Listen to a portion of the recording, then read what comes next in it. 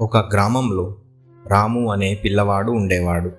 ఆ పిల్లవాడికి పనులను ఆలస్యం చేయడం, ఉదయం ఆలస్యంగా నిద్రలేవడం ఒక అలవాటుగా మారిపోయింది.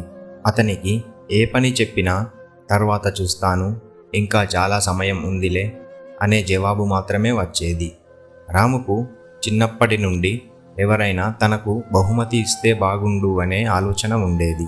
కానీ అతని సోమరితనం వల్ల ఎప్పుడూ అట్లాంటి అవకాశం అనేదే రాలేదు. రాము విషయంలో అతని తండ్రి ఎంతగానో బాధపడేవాడు. నా కొడుకు ఇలాగే ఉంటే పెద్దయ్యాక చాలా సమస్యలు ఎదుర్కోవాల్సి వస్తుంది అని గ్రహించాడు. రాముకి ఎలాగైనా క్రమశిక్షణ నేర్పాలి అనుకున్నాడు.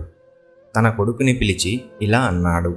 రాము, ఊర్లో ఒక పెద్ద మనిషి ఉదయం ఎవరు అతని దగ్గరికి వెళ్తే తనకు ఒక విలువైన బహుమతి ఇస్తా అన్నాడు. కానీ అది కేవలం ఉదయం 6 గంటలకు వచ్చి తీసుకున్న వారికి మాత్రమే లభిస్తుంది అని చెప్పారు. ఆ మాట వినగానే రాముకి ఒక్కసారిగా సంతోషం వేసింది. కానీ అంత ఉదయాన్నే లేవడం ఎలా అని ఆలోచిస్తూ కొంచెం ఆలస్యంగా వెళ్ళినా ఏమవుతుందిలే అనుకున్నాడు. రోజులాగానే ఉదయం 7 గంటలకు నిద్రలేచి రాము ఆ పెద్ద మనిషి దగ్గరికి వెళ్ళాడు. అప్పుడు ఆ పెద్ద మనిషి రాముతో ఇలా అన్నాడు.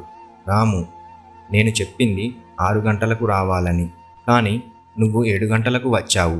నేను బహుమతిని వేరొకరికి ఇచ్చేశాను అన్నాడు. ఆ మాట వినగానే రాముకి చాలా బాధేసింది. ఈ బాధకు తన ఆలస్యపు అలవాటే కారణమని రాముకి అర్థమైంది. ఆ రోజు నుండి రాము సమయానికి అన్ని పనులు చేయడం మొదలుపెట్టాడు. తన కొడుకులో వచ్చిన మార్పును చూసి తండ్రి చాలా సంతోషించాడు. ఈ కథ ద్వారా మనం గ్రహించవలసింది ఏమిటంటే, కాలం ఒక్కసారి వెళ్ళిపోతే తిరిగి రావడం అసాధ్యం. కాలం అనేది జీవితంలో అత్యంత విలువైనది.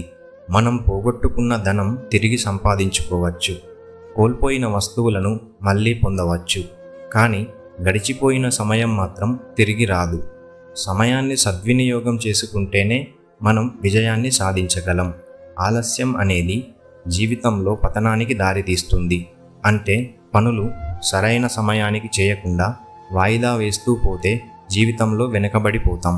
కాబట్టి మిత్రులారా, మీరు ఒక ప్రణాళిక ప్రకారం పని చేయండి. ఏ పనిలోనూ ఆలస్యం చేయకండి. మీకు అవసరమైన పనులకు మాత్రమే ప్రాధాన్యత ఇవ్వండి. వృధా సమయాన్ని వీలైనంత వరకు తగ్గించుకోండి. కాలాన్ని గౌరవించే వారిని కాలం కూడా గౌరవిస్తుంది. మీ జీవితంలో గౌరవం, ప్రాముఖ్యత పొందాలి అంటే ఖచ్చితంగా సమయాన్ని సరైన రీతిలో ఉపయోగించుకోవాలి. ఈ వీడియో మీకు నచ్చినట్లయితే ఈ వీడియోకి లైక్ చేసి మన ఛానల్ని సబ్స్క్రైబ్ చేసుకోండి.